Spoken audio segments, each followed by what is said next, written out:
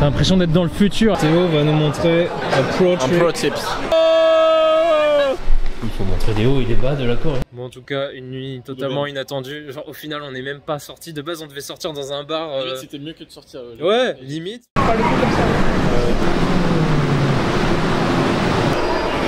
Regardez-moi cette propreté là. Le sol il brille carrément. Hello. Jour 2. On voit son reflet carrément.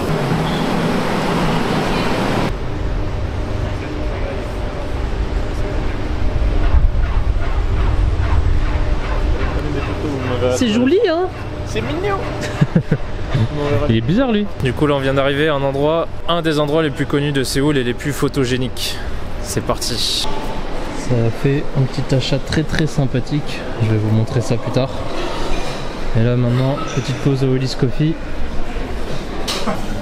Il est pas mal du tout mon truc. Tu veux goûter? Matcha? C'est un truc au matcha, ouais. Oh t'inquiète, j'en ai déjà bu au moins 5 ou 6 depuis que je suis là. Donc... Ah, excuse-nous monsieur qui est là depuis 2 mois là. J'adore les matchas. Ah mais moi je kiffe ça aussi, c'est vraiment trop bon. J'adore le matcha. C'est bon le matcha. C'est pour le matcha.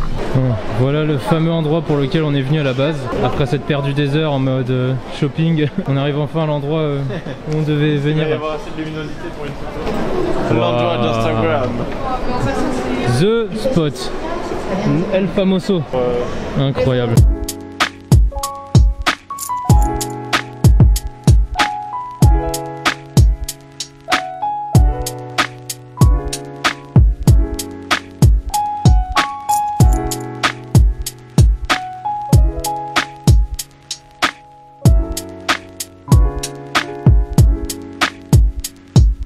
Bon, après avoir passé 1 heure dans la librairie, shoot, direction manger. Qu'est-ce qu'on va manger, te? Pieds de porc. Des pieds de porc. Anne, elle était pas au courant, elle vient juste de l'apprendre. Bah quoi, ça a pas l'air appétissant, des pieds de porc? Bah écoute, hier on a failli manger du cœur de bœuf. L'intestin grêle, ouais, au final ça a fail. Ça a fail au final, bon bah là on va tenter de bouffer les pieds de porc. Alors ici en Corée du Sud c'est très facile d'avoir son attention détournée. Oui. Il en faut peu hein. Oui. Anne elle a fait oh j'ai vu un truc mignon. C'est le pays de la mignonnerie en même temps la Corée. Le mignonomètre. T'as un mignonomètre carrément. Un mignonomètre, là il est au max. Et le mien il est au max quand je te vois. L'endroit où les gens restent. Ceci était extrêmement drôle. Ça décolle un petit peu. Merci. Oh c'est beau des buildings. Des grands buildings. J'aime la ville. J'aime la modernité. Qu'est-ce que c'est que ça? Il y a différents noms de pays, différents chiffres. Différentes langues. On aime la diversité. On a une entrée en forme de je ne sais pas quoi. Un peu style antique, Crary. Style antique. Je l'ai déjà dit hier mais j'aime ce genre de ville. T'as l'impression d'être dans le futur avec ces affiches de ouf. Terre d'Hermès, et Loun il a fait sauvage. Sauvage. Genre le parfum de dur là. Ah. Parlant de parfum, il faut que je raconte à mes followers l'histoire du Terre d'Hermès. Pendant notre dernier trip en Corée, avec Monsieur Te ici présent, on se baladait dans les rues de Myeongdong. J'ai croisé le chemin d'une meuf, d'une Coréenne, c'était quoi, une vieille, une jeune, je sais plus. Une semi-jeune. Ouais, 35, 40. Entre les deux. Et genre elle m'a interpellé, elle m'a dit oh you smell good, what is your perfume? Et vu que moi c'est Terre d'Hermès, je me suis dit bah je vais pas lui répondre Terre d'Hermès avec l'accent bien français, elle va rien comprendre, donc je me suis dit je vais angliciser un petit peu la prononciation. Donc j'ai répondu Terre d'Hermès. Terre d'Hermès. Et voilà, depuis c'est resté, c'est très drôle. Le bâtiment de ouf, Hyundai, je sais plus combien de fois ça fait la taille de Paris mais c'est un gros chiffre. Oh, il disait donc vrai. Non seulement il y a les parapluies, enfin les parasols pour attendre quand le feu est rouge pour éviter de cramer au soleil. Et par terre, il y a les fameuses lumières. Donc ça c'est rouge quand c'est rouge et vert quand c'est vert, jusque là logique. Mais ce qui est cool c'est que le fait que ce soit au sol, ça permet aux Coréens de, pendant qu'ils sont sur leur tel, le nez vers le bas quoi, ils peuvent voir en arrière-plan, derrière, la couleur de la lumière et savoir à quel moment ils peuvent traverser. Donc comme ça leur évite de lever les yeux toutes les 2 secondes pour vérifier si le feu est rouge ou vert. Ils ont juste à garder leur tête vers le bas en regardant leur tel et ils savent, juste grâce à ces lumières. Vive la Corée. J'avais oublié mais ici les feux ils sont extrêmement longs. tu peux attendre très longtemps. Ouais, t'as peu de temps pour traverser, mais par contre t'attends énormément de temps avant que ce soit de nouveau ton tour. Vous voulez que je vous prenne en photo devant la grosse cerise là-bas? Allez, un devant chaque cerise, c'est parti. Faut que tu t'avances un petit peu plus, voilà. Si, ouais, faites le gars comme ça, allez. Voilà. Allez, y'a peur, on s'en fout. Allez. Voilà, attends. C'est les deux mains justement. C'est de l'art contemporain. En fait, ça symbolise la mondialisation, je comprends mieux. Ça symbolise la révolution industrielle. Ouais, les engrenages, tout ça. En tout cas, je sais pas, on tourne tout autour, mais ça ressemble toujours à rien. Bon, c'est de l'art. C'est là une autre différence entre Paris et Séoul. Leurs trottinettes, elles ont toujours l'air nickel, en bon état, elles sont toujours debout. Ouais. Elles sont pas renversées, éclatées contre le sol. Et je crois qu'aussi ils peuvent un peu plus se traquer ici parce que tu dois mettre ton numéro de sécu coréen ou il faut avoir un permis pour pouvoir conduire les trottinettes. Et il me semble que c'est un peu plus contrôlé pour pouvoir avoir accès à une trottinette. N'importe qui peut pas en démarrer une comme ça en 2 secondes. Ah ouais, ça je savais pas. Par exemple, quand avec Grace on a voulu louer les vélos là, il y avait une application où ils demandaient, je crois qu'ils appellent ça Real ID ou un truc comme ça. Ouais. Et justement, tu dois confirmer soit avec un numéro de téléphone coréen, mais ça marche pas avec une carte SIM prépayée, soit avec un numéro de sécu. Enfin, faut vraiment prouver que tu es coréen, quoi. Et donc du coup, je pense qu'ils ont peut-être un peu plus l'impression dans le sens où ils peuvent te retrouver plus facilement si jamais il y a des dégradations sur les véhicules, en plus de la culture qui est plus respectueuse, je pense. Oui, déjà c'est une bonne base qui aide beaucoup à empêcher de détériorer le matos, quoi. Oh, je pensais pas ça pouvait monter à ce point les rues à Gangnam. Je croyais que ça c'était plus ailleurs. Ouais, genre Itaewon, dans le nord de Séoul, je sais pas. Je vois la lumière. Je vois le GS25. Le GS25 au bout du tunnel, exactement.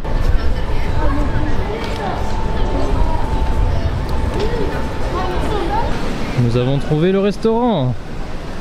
Igo. Il n'y a que des vieux coréens, ça me plaît. Et ouais, petit restaurant traditionnel comme on aime. Ouais, c'est vrai que parfois ça peut être technique de trouver les entrées des restos, parfois ça peut être l'étage du dessous, parfois l'étage d'en dessous. Ils mangent à l'étage, c'est pas toujours au rez-de-chaussée, quoi. Ah, c'est plus convivial ici. Ah ouais, ça fait très convivial. Hop là. Je porte déjà des petits plats d'accompagnement là, ce qu'on appelle les banchan, n'est-ce pas? Banchan, c'est ça. Ça déchire. Oh, il y en a genre juste 3. Les banchan.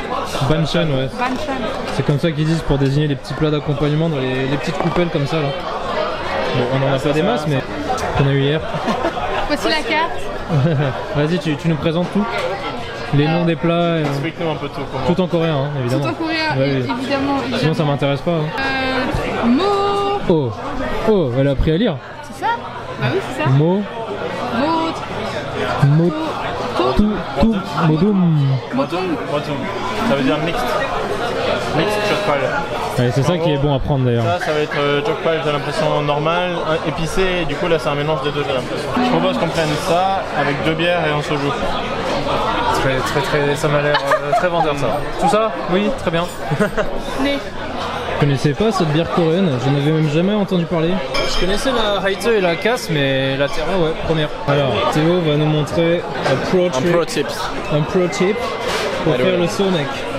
Donc rappelons-le, somek, mélange de soju et mekju, qui veut dire bière en coréen, mekju. C'est pour ça que ça s'appelle somek. Alors en gros, explique-nous tout. On prend un petit shot de soju et il faut verser la bière jusqu'en haut du premier verre de soju. Vas-y, fais donc. D'accord, tu t'en sers pour mesurer, donc tu vas t'arrêter au niveau de verre à shot. Ok. Voilà, pas mal. Ensuite on empile un deuxième verre et on sert ce qui reste en soju. D'accord, donc ce qui dépasse du deuxième verre, ça t'aide à jauger ce que tu vas mettre en soju. Par contre, il faut le faire avec respect. Vas-y, le faire avec respect, c'est-à-dire porter la bouteille à 2 mains. C'est comme ça qu'ils font les Coréens. Pour montrer qu'on te donne du respect. Et là, tu peux faire genre. Et donc...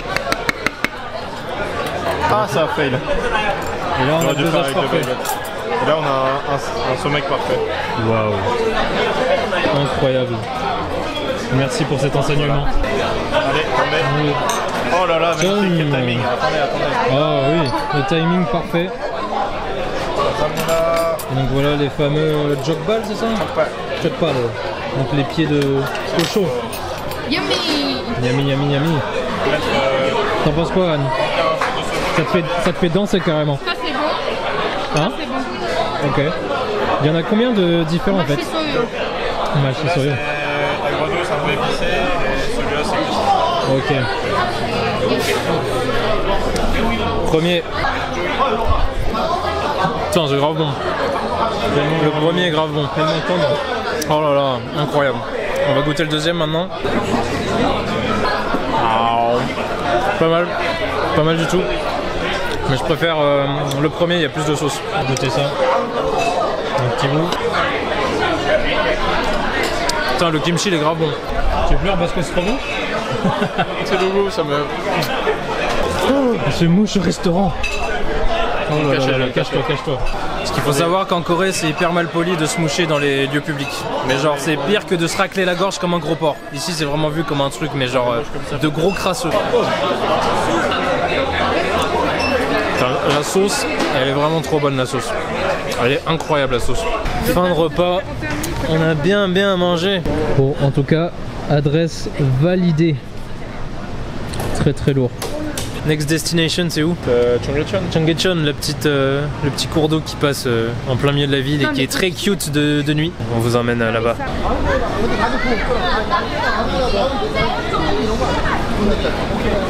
C'est comme ça qu'on fait du crossfit. Tu me fais cette position Mais quel est ce bâtiment? Je crois que c'est là que ça a plus de gueule avec les lumières. La fameuse, c'est joli hein. Les quais de Je crois que ça a plus de C'est vrai gueule. que De l'autre c'est- côté, il y a des lumières. Ok. Ouais. Joli. Avec ce côté, il est pas mal. C'est pas mal du tout hein.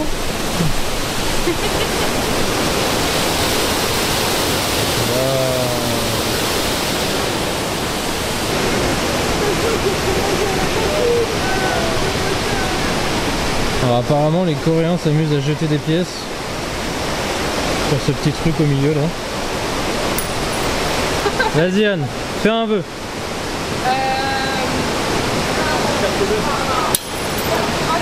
Mais là oui c'est trop facile, t'es sérieux là? Eh montre-nous. Waouh. Ça c'est bien le ninja qui a débloqué le Mangekyou Sharingan ça. Oh bien ouais. Attention gros Le challenge. vœu de Cheonggyecheon. Alors là je sais pas si mon rêve va se réaliser parce que je vais envoyer 2 centimes. C'est la Aïe, taille aïe, du rat, j'envoie 2 C'est la centimes. taille du rat. Attention le rat essai numéro 1. Ah, les centimes sont envoyés. Encore mieux. Un deuxième. Oh là là. Et je crois qu'il faut mettre de la monnaie coréenne, sinon ça marche pas. 50 won je crois. Ouais c'est des won, 50 won. 50 won, donc bah là C'est en arrière. c'est grosse mise.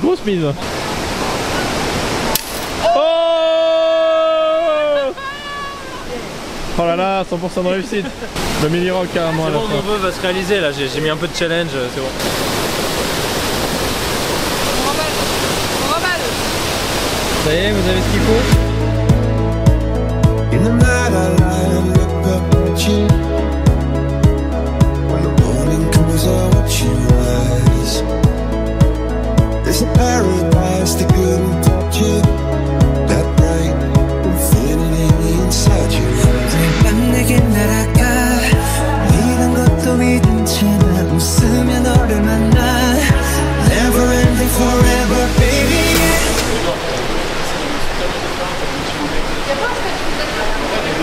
Non mais franchement j'adore ce genre d'endroit. Si tu compares ça au quai de Seine, tu te poses là, t'es là, tu fais un petit bain de pied comme le mec là-bas. Tu te fais un petit apéro. Là, hey, on aurait dû venir avec des bouteilles de soju pour faire l'apéro. Ah merde. Ah c'est dommage. Et tu vois là, là comme ils sont bien là, petit couple comme ça. Tu tapes ta sieste comme elle. Là, tu peux tout faire ici. Les gens sont tellement posés qu'ils tapent leur sieste. Tu peux te poser, ajouter de l'eau. Et c'est un beau oiseau ça. Regardez tout ce qu'il y a en Corée. C'est fou. Il y a des espèces inconnues. Une petite cigogne. Bah alors madame, on est couche-tard. Il est bientôt minuit, toujours là. T'es pas coréenne pour rien hein. Eh tu vas où comme ça là? Oh, reviens. Eh, mademoiselle. Oh, je crois qu'elle a kiffé.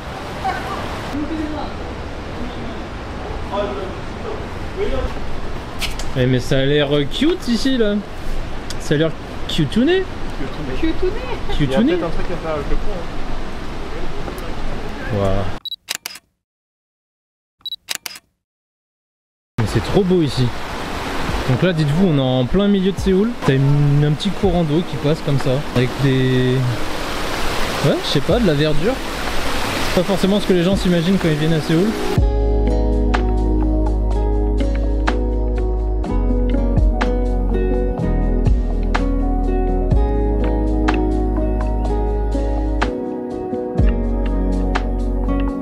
Wesh ma gueule, bien ou quoi? Wesh Anyong. 안녕하세요. 누구세요? Oh, elle vient de grailler un poisson là.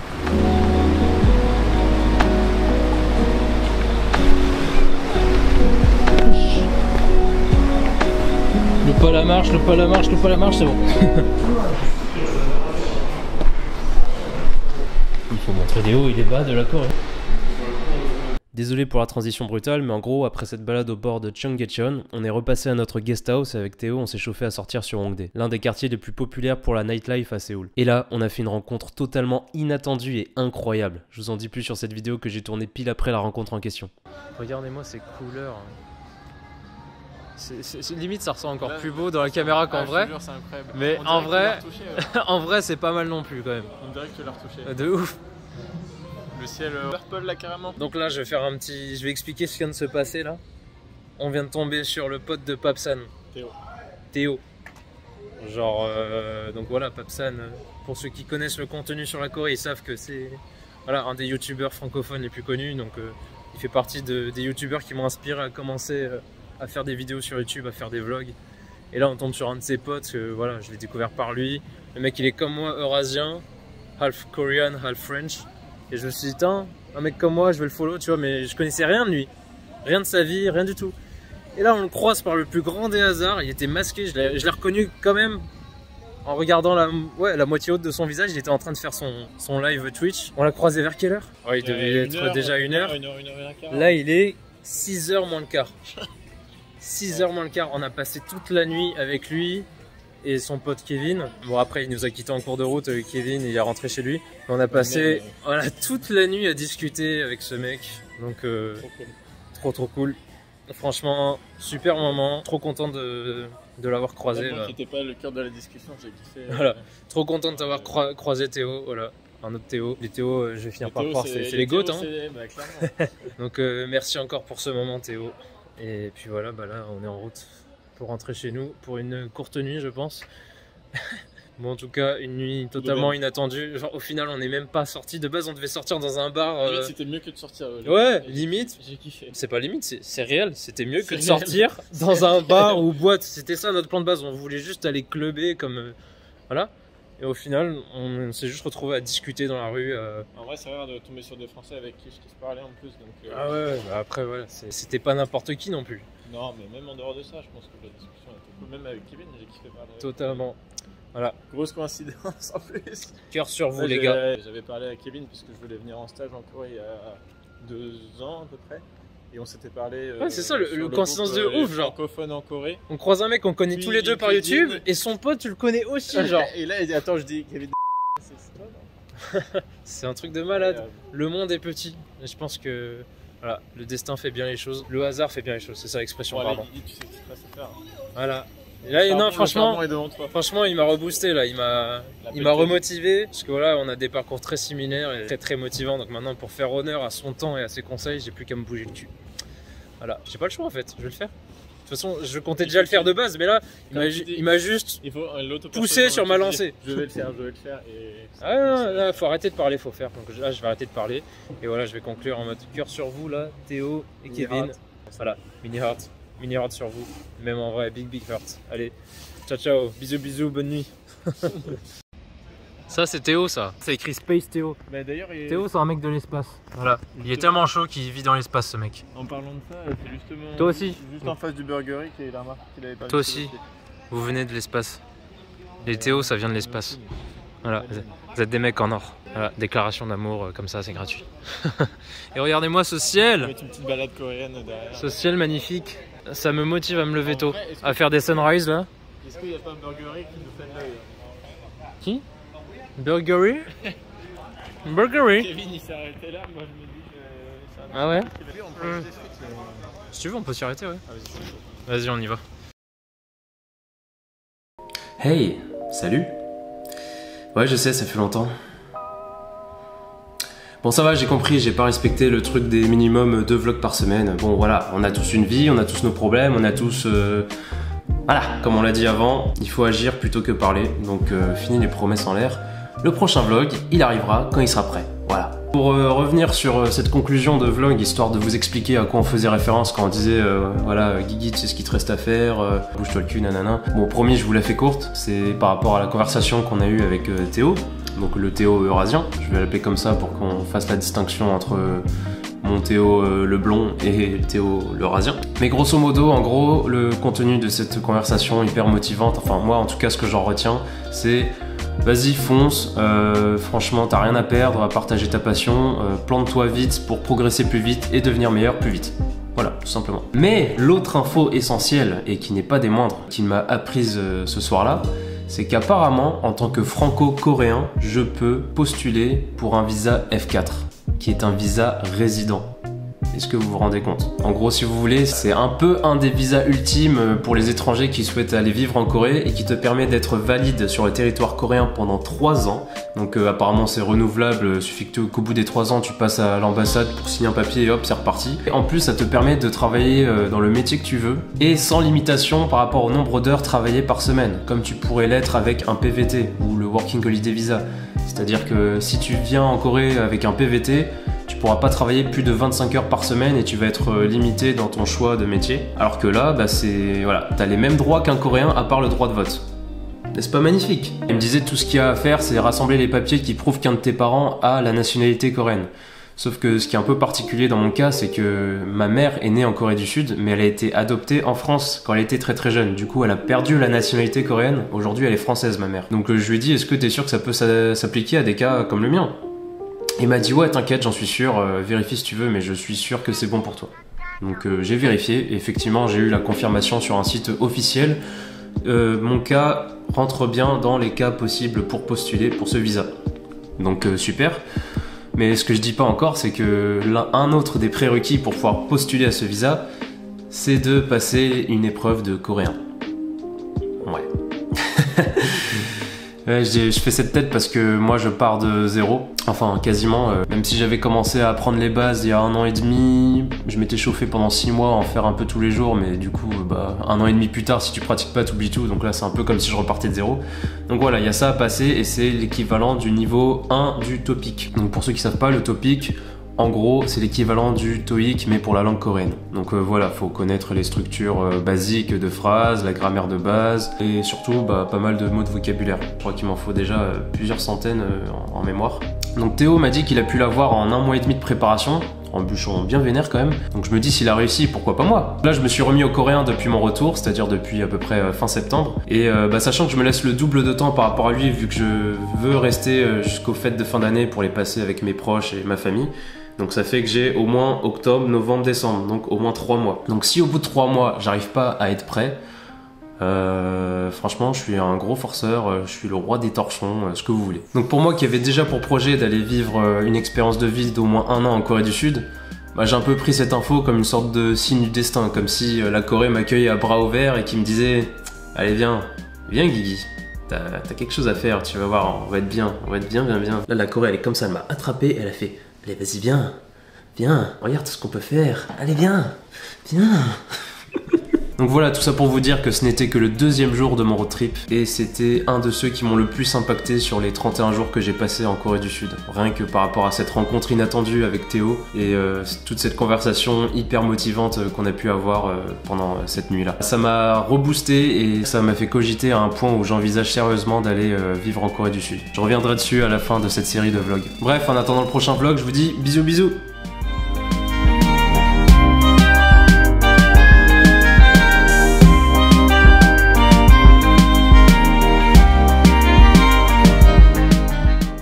viens, viens.